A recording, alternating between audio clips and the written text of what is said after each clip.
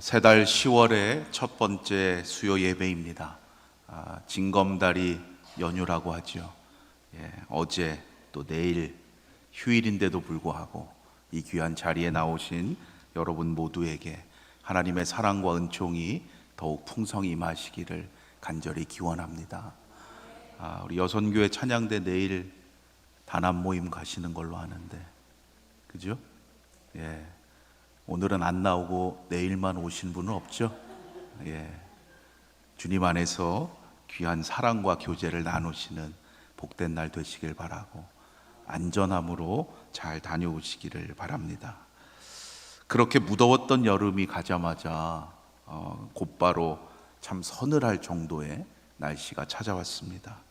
아침 저녁으로 일교차가 심할 때인데요, 여러분 건강에 유의하시고 또 하나님의 돌보심 가운데 늘 강건하시기를 바랍니다.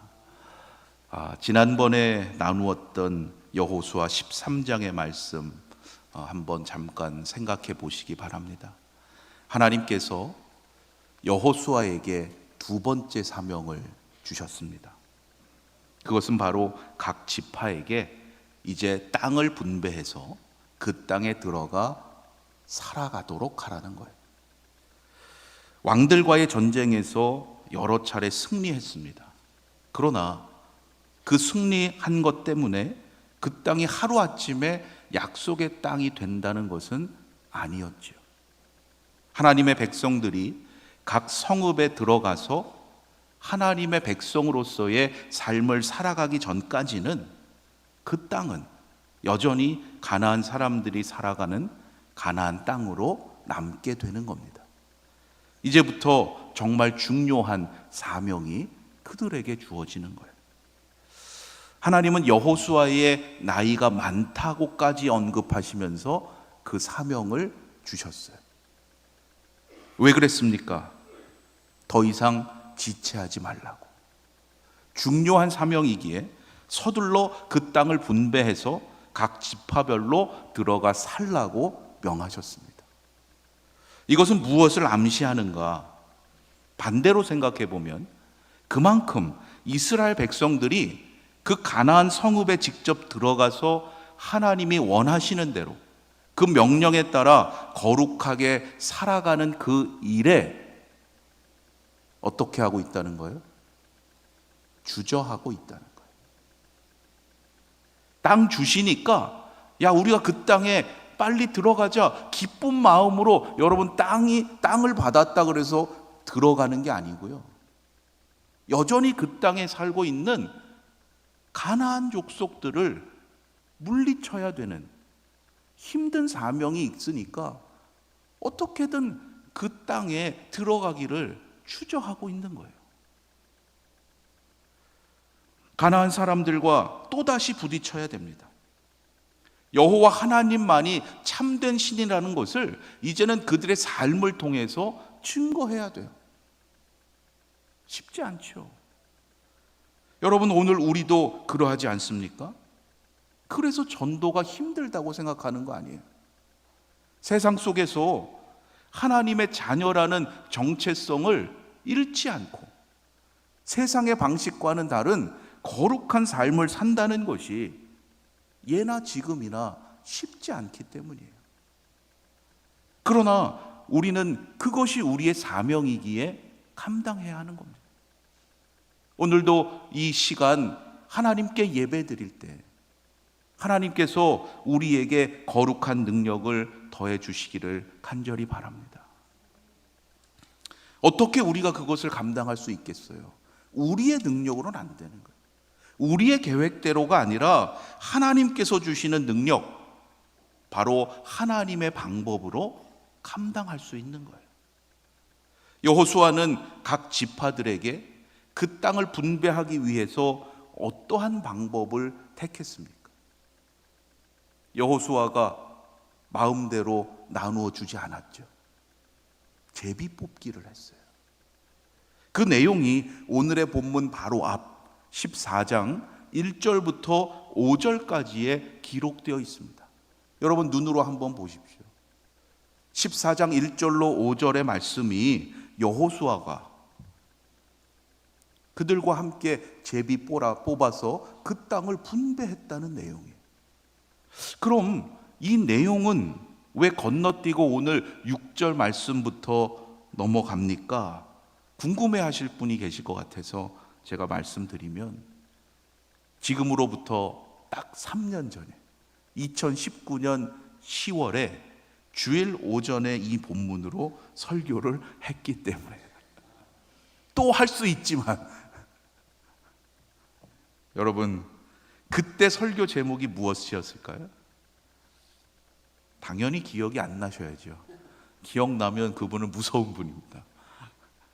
그런데 왜 제가 물을까요? 제가 조금 전에 언급한 게 제목이 있었어요.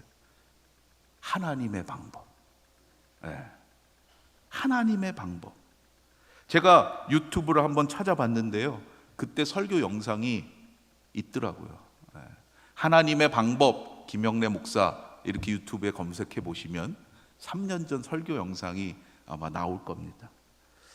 잊으신 분들은 한번 관심하시면서 내일 휴일이니까 한번 다시 들어보시면 좋겠습니다. 잠언 16장에 보면 이러한 말씀이 있어요. 제비는 사람이 뽑으나 모든 일을 작정하기는 누구에게 있다고요? 여호와께 있느니라. 아멘이십니까? 예, 아멘이에요. 이스라엘은 그저 공평함을 담보하기 위해서 이 제비 뽑기를 한 것이 아니었어요. 지파들마다 규모와 형편에 따라서 다 달랐을 거예요. 수가 좀 더 많은 지파라면 적은 지파보다는 더 넓은 땅을 받기를 원했을 것이고, 그동안 전쟁에서 더 많은 공을 세운 지파라면 그렇지 않은 지파보다는 더 좋은 땅을 받고자 하는 마음이 당연히 있는 거예요.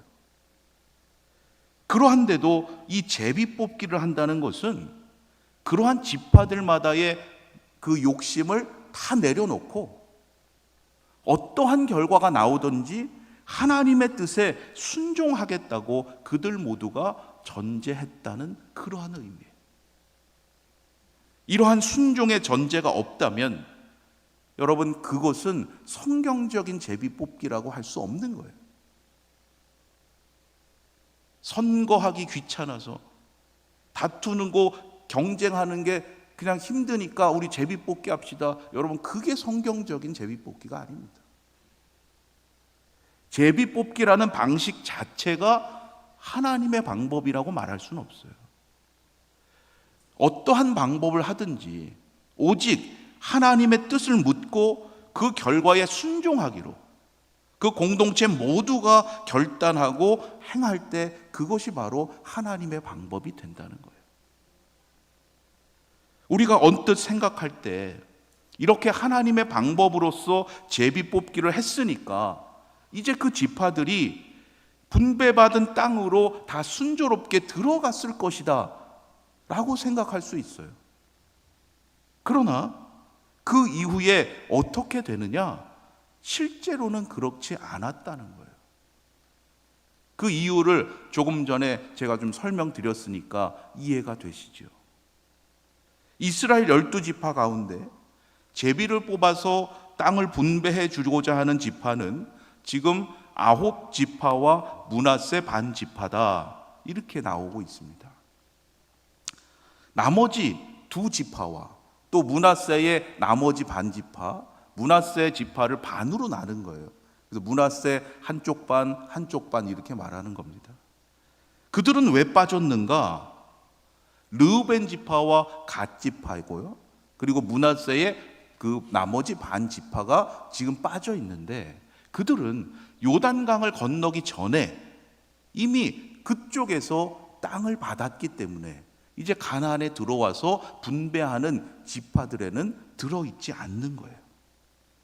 이스라엘은 이제 요단을 건너서 마침내 약속의 땅에 들어왔습니다. 전쟁을 통해서 확보한 땅들도 있었어요. 그런데 여전히 각 지파에게 그 땅을 분배해서 들어가 살도록 하는 이 일이 결코 쉽지 않았다는 거예요. 그나마 이 일에 기꺼이 동참해 주는 지파들이 이제 15장에서부터 나오는데요. 15장에 보면 여러분 유다 지파가 나올 겁니다. 16장에 보면 에브라임 지파가 나오고요. 17장에 므낫세 반 지파가 나옵니다. 이 지파들이 그나마 분배받은 땅에 들어가서 정착해 살아가고자 하는데 동참해 주는 그러한 지파들이, 나머지 지파들은 한참 후에나 억지로 간신히 등 떠밀려서 들어가게 돼요. 그래서 18장에 보면 여호수아가 그 나머지 지파들을 향해서 책망하는 말이 등장할 정도예요. 여러분 한번 찾아보실까요? 18장 2절과 3절 말씀이에요. 18장 2절과 3절 말씀 우리 찾으신 분들 함께 읽습니다. 시작. 그러나 이스라엘 자손 중에 그 기업의 분배를 받지 못한 자가 아직도 7지파라. 여호수아가 이스라엘 자손에게 이르되 너희가 너희 조상의 하나님 여호와께서 너희에게 주신 땅을 점령하러 가기를 어느 때까지 지체하겠느냐. 이때까지도 여전히 그 땅에 들어가 정복하기를 지체하고 있는 거예요. 제비 뽑기는 이미 다 끝났는데 여전히 그대로 행하지 않고 있습니다. 그만큼 그 사명을 감당하는 것이 부담스럽고 힘들 것이 너무 뻔하기 때문에 그러했던 거죠. 지금까지는 어땠습니까? 다 같이 움직였잖아요. 함께 요단강을 건넜고 함께 각 성읍의 왕들을 물리쳤어요. 때로 하기 싫었을 때도 있었겠죠. 그러나 함께 해야 했기에 여기까지 올 수 있었어요. 여러분, 그래서 우리에게 신앙의 공동체가 필요하고 중요한 거예요. 그런데 이제는 흩어져야 할 때가 된 거예요. 분배받은 땅으로 그들은 이제 나아가야 합니다. 원하지 않던 곳일 수 있어요. 그러나 하나님께서 가라고 하신 그 땅으로 가야 되는 거예요. 더군다나 그곳에는 그들을 환영해 주는 이들이 있는 게 아니잖아요. 그냥 가서 차지할 수 있는 무주 공산이 아닙니다. 가나안 원주민들이 여전히 경계하면서 자리 잡고 있는 곳이에요. 그들의 저항이 만만치 않을 겁니다. 그러나 그 땅에 들어가서 하나님의 방법대로 살아가야 돼. 그렇게 하는 것이 힘들 것이기에 그것이 싫어서 지금 미루고 있고 거룩한 전쟁을 멈추고 있는 거예요. 여러분, 힘들다고 그것을 미루면 그 일이 쉬워집니까? 아니죠. 미루면 부담감만 더 커져요. 해야 되는데, 그거 해야 되는데. 미루는 것은 결코 해결책이 아니에요. 여러분, 때로 힘든 일일 수 있지만 그것이 내가 반드시 해야 될 믿음의 사명이라면 여러분 미루지 마시고 빨리 감당하시길 바라요. 그것이 지혜로운 거예요. 그런데 그것보다 더 지혜로운 방법이 있습니다. 힘들게 여겨질 수 있는 그것을 아예 힘들지 않게 만드는 거예요. 그게 가장 지혜로운 거예요. 피할 수 없다면 어떻게 하라고 합니까?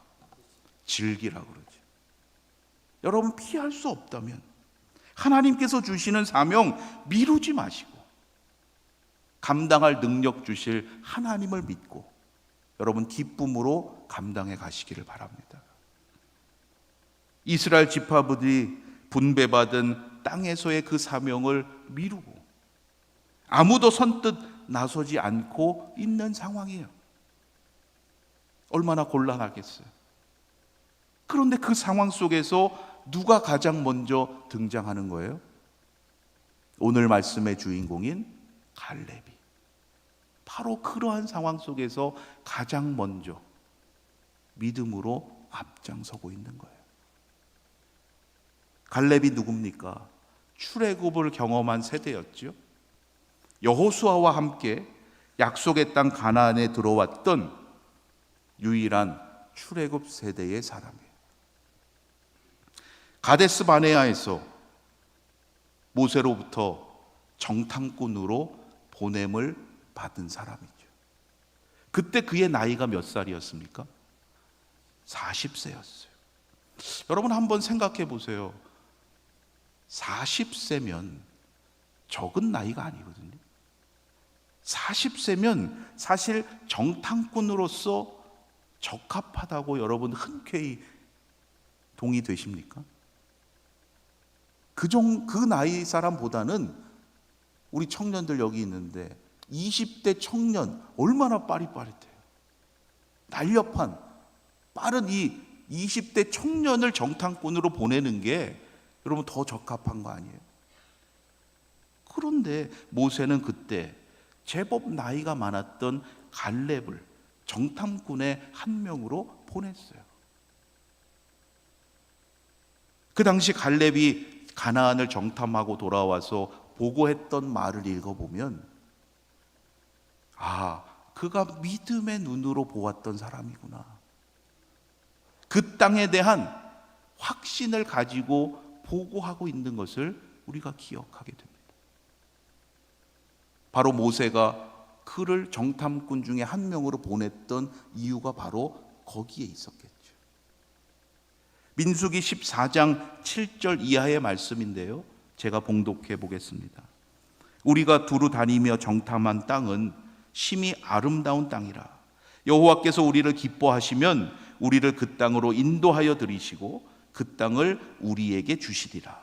이는 과연 젖과 꿀이 흐르는 땅이니라. 믿음의 눈으로 보았던 이 갈렙의 보고를 듣고도, 그러나 안타깝게도 이스라엘은 이 말을 듣지 않았죠.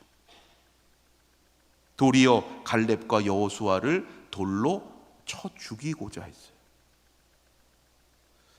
갈렙은 오늘의 본문에서 지난 과거의 그 사건을 회상하면서 자신의 삶을 다시 한번 이야기합니다.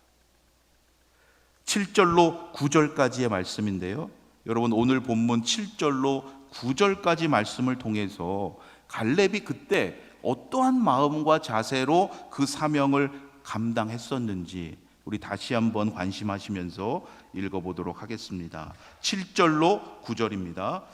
내 나이 40세에 여호와의 종 모세가 가데스 바네아에서 나를 보내어 이 땅을 정탐하게 하였으므로 내가 성실한 마음으로 그에게 보고하였고, 나와 함께 올라갔던 내 형제들은 백성의 간담을 높게 하였으나 나는 내 하나님 여호와께 충성하였으므로 그날에 모세가 맹세하여 이르되 내가 내 하나님 여호와께 충성하였은즉 내 발로 밟는 땅은 영원히 너와 내 자손의 기업이 되리라 하였나이다.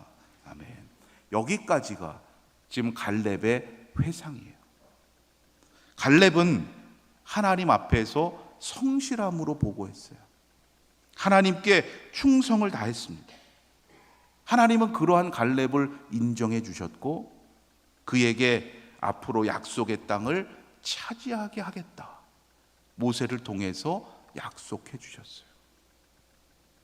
갈렙은 그 이후로 광야 생활을 하는 동안 하나님의 이 약속을 잊지 않았던 거예요.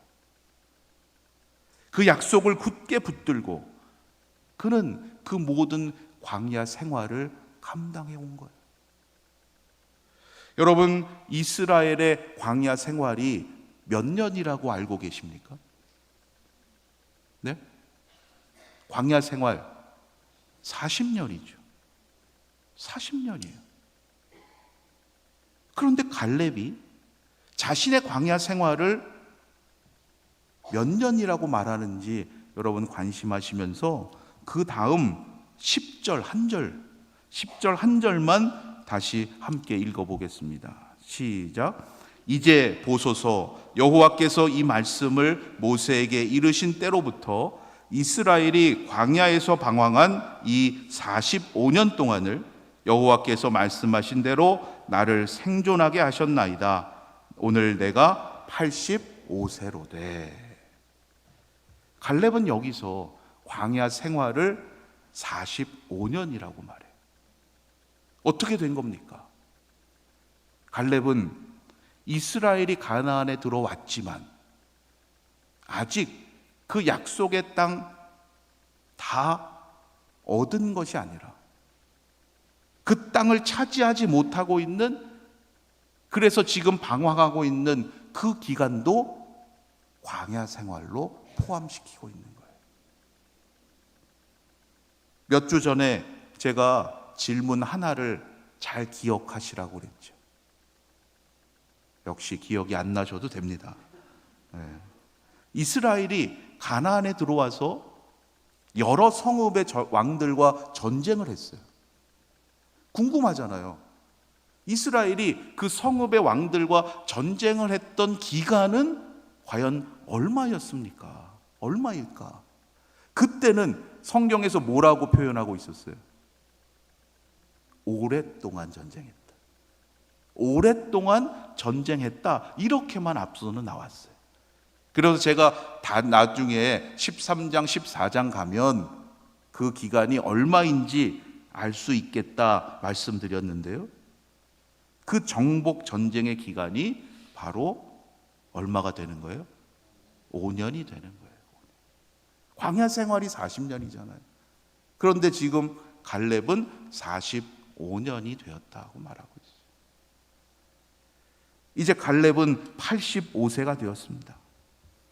85세가 되었는데도 여전히 강건해요. 40대 그때처럼 하나님께서 그에게 맡기신 사명을 감당하도록 강건하게 하셨다고 고백하고 있어요. 그 다음 이어지는 11절과 12절 말씀에 나오는데요. 우리 11절, 12절 말씀 마지막으로 함께 읽겠습니다. 시작. 모세가 나를 보내던 날과 같이 오늘도 내가 여전히 강건하니 내 힘이 그때나 지금이나 같아서 싸움에나 출입에 감당할 수 있으니 그날에 여호와께서 말씀하신 이 산지를 지금 내게 주소서. 당신도 그날에 들으셨거니와 그곳에는 아낙 사람이 있고 그 성읍들은 크고 견고할지라도 여호와께서 나와 함께 하시면 내가 여호와께서 말씀하신 대로 그들을 쫓아내리이다 하니. 아멘. 여러분, 그 산지를 내게 주소서. 아마 찬양으로도 많이 기억하시는 그러한 말씀인데, 여러분 단지 그 땅을 달라고 하는 게 아니죠. 하나님께서 약속하신 그 땅에 들어가서 이제 거인족, 아낙 사람들을 쫓아내야 되는 그 부담스러운 그 사명이 놓여 있는 거예요. 웬만하면 피하고 싶었을 겁니다. 좀 편한, 좋은 평지 구할 수 있잖아요. 여러분, 하나님께서 약속하신 그 땅이라면 갈렙은 그 약속의 땅을 하나님 내게 주시옵소서. 그 사명을 감당하도록 오늘까지 나를 강건케 하신 줄로 믿습니다. 고백하고 있는 거예요. 여러분, 오늘도 우리에게 생명 주시고 강건케 하시는 분은 하나님이신 줄로 믿습니다. 여러분, 그 믿음이 있다면 하나님께서 나를 강건케 하시는 그 뜻을 우리가 먼저 구해야 되는 거예요. 강건함으로 하나님께서 오늘도 여러분에게 맡기시는 그 사명을 여러분 기쁨으로 감당하시길 바랍니다. 우리가 또한 기억해야 할 것은 갈렙에게 주어졌던 그 약속의 땅이 어디였는가 하는 거예요. 지명으로 말한다면 어디라고 오늘 말씀 그 이후에 나옵니까? 헤브론이에요. 헤브론. 그 이후에 이스라엘 역사에 자주 등장하게 되지요. 그곳에는 거인족 아낙 사람들이 살고 있었어요. 바로 이들 때문에 앞서 다른 정탐꾼들이 부정적인 보고를 할 수밖에 없었던 그러한 사람들이. 그런데 갈렙은 45년이 지나서도 그 땅을, 하나님께서 약속하신 그 땅을 요구하고 있어요. 여러분, 그동안 갈렙이 수고했던 많은 헌신과 신앙의 연륜이 있지 않습니까? 이제 그 공동체 안에 가장 어르신일 텐데 좀 더 좋은 땅을 요구한다고 해서 감히 누가 갈렙에게 뭐라고 하겠어요? 그런데도 갈렙은 보기에 좋은 평지가 아니라 그 험한 산지, 거인족 아낙 사람들이 머무르고 있는 그 땅을 하나님께 구하고 있는 거예요. 그곳이 바로 그날에 하나님께서 말씀하신 땅이었기 때문에 다른 이유가 없습니다. 갈렙은 하나님의 말씀을 잊지 않았기 때문이에요. 이처럼 45년 전이나 지금이나 한결같은 신앙, 그것이 바로 갈렙의 신앙이에요. 여러분, 옆에 분과 좀 다짐하며 인사하면 좋겠어요. 갈렙 같은 신앙인이 됩시다. 갈렙 같은 신앙인이 되기를 바랍니다. 여러분, 우리가 주님과의 첫사랑을 잊지 않는다면, 하나님께서 약속하신 그 말씀 우리가 잊지 않는다면, 지금 우리가 고민하고 있는 많은 문제들은 여러분 문제가 되지 않을 거예요. 비록 그의 외모는 나이가 들어서 달라졌겠죠. 그러나 하나님 약속에 대한 확신, 말씀에 대한 순종의 열정은 결코 변함이 없었다는 거예요. 그 확신과 열정이 있었기에 아무도 선뜻 나서지 못하는 그 어려운 상황에서 갈렙은 제일 먼저 용기 있게 앞장서는 모습으로 담대한 믿음의 선조가 될 수 있었어요. 여러분, 우리의 신앙도 갈렙과 같이 끝까지 아름다운 믿음의 본이 되기를 간절히 소망합니다. 이것이 앞으로 우리 모두의 사명이에요. 여러분, 끝까지 신앙의 본이 된다는 것, 여러분 그 사명을 잊지 마시기 바랍니다. 요즘 너무나 필요한 사명이에요. 그런데 많은 분들이 내가 그동안 신앙생활 열심히 했으니까 어떻게 생각합니까? 이제는 좀 쉬엄쉬엄 해야지. 여러분, 그렇게 생각하시면 안 돼요. 쉬엄쉬엄 신앙생활 하는 게 어디 있습니까? 그것이 바로 여호수아서에서 표현하는 그 땅의 전쟁이 그쳤더라, 그 의미예요.